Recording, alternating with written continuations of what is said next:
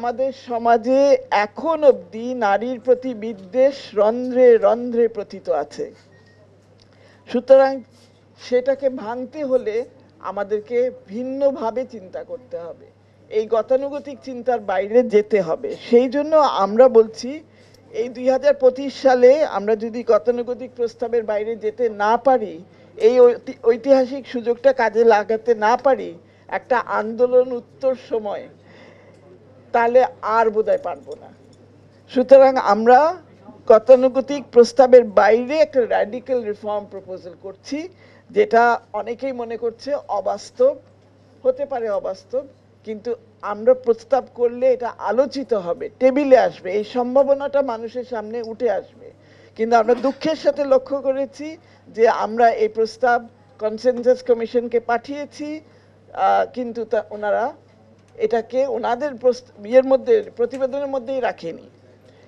এখন radical reform বলতে আমরা তাহলে কি করতে চাচ্ছি? আমরা 600 আসনের কথা বলছি, 600 প্রার্থীর কথা বলছি। 300 আসনই থাকবে, কিন্তু প্রত্যেক আসনে একটা সাধারণ আসন হবে যেখানে নারী বা পুরুষ যে কেউ প্রতিদ্বন্দ্বিতা করতে পারে। আর 300 আসনে 300 জন সংরক্ষিত আসনে নারী প্রতিনিধি থাকবে। তো এইটা শুনে অনেকে বলছে তাহলে তো নারীরা মেজরিটি হয়ে যাবে।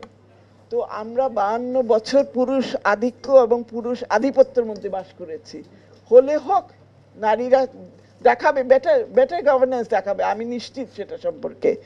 আর যেটা মনে রাখা দরকার, সংসদে যে প্রতিনিধি যাচ্ছে সে কিন্তু আইন প্রণেতা, তার কিন্তু কনস্টিটিউয়েন্সিতে টিউবওয়েল হলো না, মসজিদ হলো না, মাদ্রাসা হলো না, স্কুল হলো, এগুলো তার ব্যাপার না।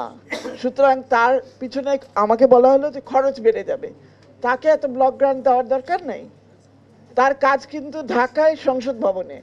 তখন আমাকে বলা হলো সংসদ ভবনে 426 জনের জায়গা আছে, আর বাকিরা কোথায় বসবে? আমি বললাম ফোল্ডিং চেয়ার দিয়ে দিও, তাহলেও বসুক। ফোল্ডিং চেয়ার দিয়ে দিল, তাহলেও বসুক, নারীরা আসুক সংসদে।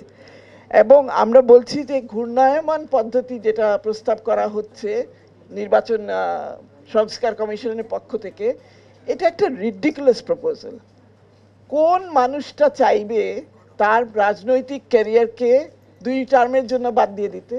পুরুষও চাইবে না, নারীও চাইবে না। সো এই যে একটা ফেয়ারি টেল বলা হচ্ছে যে তারপরে নারীরা ঝাঁকে ঝাঁকে লিডারশিপ তৈরি হবে, ননসেন্স, একদম ননসেন্স। সুতরাং আমরা মনে করি এটা একেবারে ঘূর্ণায়মান পদ্ধতিতে হবে না, অন্য কোনো পদ্ধতি আপনারা চিন্তা করতে পারেন, হতে পারে, কিন্তু ঘূর্ণায়নভাবে নারী প্রার্থী হোক আর পুরুষ প্রার্থী হোক, তাদের পলিটিক্যাল ক্যারিয়ার 2 টার্মের জন্য জলাঞ্জলি দিতে কেউ রাজি হবে না। আপা, আমার একটা প্রশ্ন ছিল যে মানে যেহেতু কনস্টিটিউয়েন্সি একটা, কিন্তু 2 জন নির্বাচিত সংসদ সদস্য, আমরা এর আগে অনেক স্টাডিতে দেখেছি কনস্টিটিউয়েন্সি না থাকলে পরে নারীদের এম্পাওয়ারমেন্টের সমস্যা হয়, সেইটাকে আপনারা কিভাবে ট্যাকেল করছেন? না না, আমরা তো বলছি কনস্টিটিউয়েন্সি থাকবে, কিন্তু তার কাজ তো হবে, সে আইন প্রণেতা, তার কাজ তো ওখানে না। ওখানে কি সেটা তো পুরুষের ক্ষেত্রেও তাই তাহলে? হ্যাঁ হ্যাঁ, নিশ্চয়ই। আমি তো তা করে না। আমি তো বলছি কোনো পুরুষ ও পলিটিক্যাল ক্যারিয়ার মানে বিসর্জন দিতে চাইবে না, কোনো নারীও পলিটিক্যাল ক্যারিয়ার বিসর্জন দিতে চাইবে না। সে যদি নির্বাচনে আসে, সেটা একটা পলিটিক্যাল ক্যারিয়ার গড়বে বলে সেই স্বপ্ন নিয়েই আসছে। সুতরাং তাকে যদি আপনি ঘূর্ণায়মানে ফেলে দেন, তাকে বলা হচ্ছে 2 টার্ম তুমি বসে থাকো, আবার এসো পরে, এইটা একেবারে অবাস্তব একটা প্রস্তাব। আর ফাইনালি আমি যেটা বলতে চাচ্ছি যে সেটা হলো আমাদের সংবিধানে আছে টেম্পোরারি স্পেশাল মেজার্স, অস্থায়ী বিশেষ সুবিধা। কার জন্য? পিছিয়ে রাখা জনগোষ্ঠীদের জন্য, তার মধ্যে নারীকে কিন্তু সেখানে ইনক্লুড করা হয়েছে। তো এটা একটা অস্থায়ী, বড়জোর 2 টার্মের জন্য, বড়জোর 2টা পরবর্তী নির্বাচনের জন্য, তারপরে আর লাগবে বলে আমি মনে করি না।